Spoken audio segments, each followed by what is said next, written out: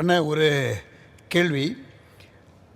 Lenard ரேவன்ஹில் உடைய fashion on revival, அதை நீங்கள் ரொம்ப வலியுறுத்துவீங்க. We also know that blessing youth mission published Why Revival Tarries book and the same book in Tamil. Yes. எழுப்புதல் தாமதிப்பது ஏன். அது நிறைய பேருக்கு தமிழ்நாட்டில் பெரிய ஆசீர்வாதம். அந்த புக்கை நீங்கள் எப்போ முதல்ல வாசிக்க ஆரம்பிச்சிங்க? How did that book have an impact on you? Correct. நான் வந்து காலேஜில் படிச்சுட்டு இருக்கும்போது ஹெரால்ட் ஆஃபீஸ் கம்மிங்னு ஒரு பத்திரிக்கை வரும் அமெரிக்காவில் இருந்து.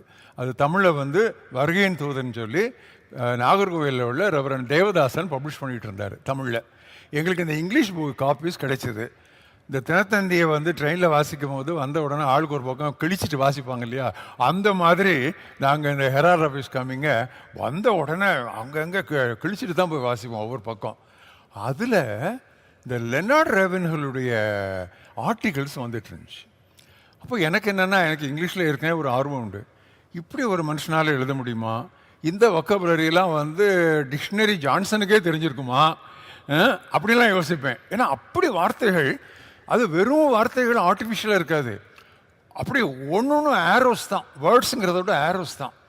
அந்த பேஷன் அது வந்துச்சுது. நான் உடனே என்ன பண்ணேன், இவர் ஒரு புக் எழுதியிருப்பார் இல்லையா என்று சொன்னால், ஃப்ரம் வை ரிவர் டாரிஸ்னு ஹெரால்டில் போட்டிருந்தாங்க. உடனே நான் என்ன பண்ணேன், அந்த புக்கை தேடினேன். அப்போ வந்து 350 ரூபா அந்த புக்கு, பிரிட்டிஷ் எடிஷன். நான் 1963 உள்ளது, 72 பற்றி சொல்கிறேன்.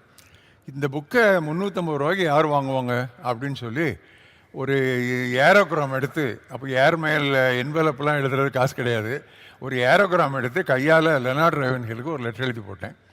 நாங்கள்லாம் இந்த மாதிரி கொஞ்சம் வாலிபர்கள், உங்கள் புக்கை நான் வந்து இந்தியாவில் பிரிண்ட் பண்ணி டிரான்ஸ்லேட் பண்ண பெர்மிஷன் கொடுக்கன்னு சொல்லி மனுஷன் கையால் எனக்கு ஒரு கடிதம் எழுதினார். இதுதான் எனக்கு வேண்டியதுன்னு சொல்லி. இந்த புத்தகம் மட்டுமல்ல, நான் சாகிற வரைக்கும் என்னென்ன புத்தகம் நான் எழுதணும் அவ்வளோத்துக்கும் நீங்கள் என்ன வேணாலும் பண்ணுங்கன்னு கொடுத்துட்டாரு. அப்படி ஒரு ஜெனரஸாக அவர் தூக்கி போட்டார். அவர் புக்கு வந்து best seller in America. So அதை நாங்கள் தமிழ், இங்கிலீஷ், ஹிந்தி, கன்னடம், தெலுங்கு, ஈவன் மராத்தி எல்லா லாங்குவேஜ்லேயும் வந்து ரிலீஸ் பண்ணோம். இப்போ இன்றைக்கி என்கிட்ட கேட்டால் உங்களுக்கு ரொம்ப பிரியமான ஆத்தர் யாருன்னு சொன்னால் லெனார்ட் ரேவன்ஹில். ஸோ அதனால் அமெரிக்காவுக்கு போய் இந்த லெனார்ட் ரேவன்ஹிலை பார்க்கணுன்னே நான் ஒரு தடவை போனேன். அங்கே போய் மற்ற இடங்களை பார்க்குறத விட லெனார்ட் ரேவன்ஹிலை பார்க்கணும், இப்படி ஒரு மனுஷன் இருக்கிறாரா, இப்படி ஒரு தீர்க்கதரிசி இருக்காரான்னு பார்க்கணுன்னு சொல்லி போனேன். பொதுவாக அவங்க வந்து இன்டர்வியூ கொடுக்க மாட்டாங்க, பட் என்னை பற்றி கேள்விப்பட்டு அவர் கூப்பிட்டாரு. போனேன். அவரும் மார்த்தா ரேவன்ஹில் 2 பேரும் ரிசீவ் பண்ணாங்க. நான் வந்து பொதுவாக யார்கிட்டையும் வந்து ஜெபம் பண்ணுங்கன்னு தலையை கொடுக்க மாட்டேன். ஏன்னா சீக்கிரமாக யார் தலையிலும் கை வைக்காதேங்கிற மாதிரி சீக்கிரமாக யார் இடத்துலையும் தலையை கொடுக்காதேன்னு நான் நினச்சிக்குவேன். ஸோ அதனால நான் வந்து யார்கிட்டையும் கொடுக்குறதில்ல பொதுவாக. ஆனால் முதல் தடவை அவர்கிட்ட நான் கொடுத்து முழங்கால் போட்டவுடனே அவர் ஜெபம் பண்ணார். அவர் ஒவ்வொரு வார்த்தையும், Stanley last night I was weeping instead of ஸ்லீப்பிங்னாரு. அதில் கூட ஒரு ரைமா, வாயை திறந்தா ரைமிங் தான் வரும் அவருக்கு. அது வந்து சும்மா ஆர்டிஃபிஷியலாக இருக்காது, அந்த ஒரு ஸ்பான்டேனியஸ். அது வந்து ஒன்ஸ் இன் லைஃப் டைம் தான் அப்படிலாம் ஒரு ஆளை நம்ம பார்க்க முடியும். ஸோ 2 மணி நேரம் அவரோட செலவழித்து அவர் எனக்கு அனுப்பிவிட்டார். அதுலேருந்து we were good friends. அவர் இறந்த உடனே அவங்க ஒய்ஃபே எனக்கு லெட்டர் எழுதியிருந்தாங்க.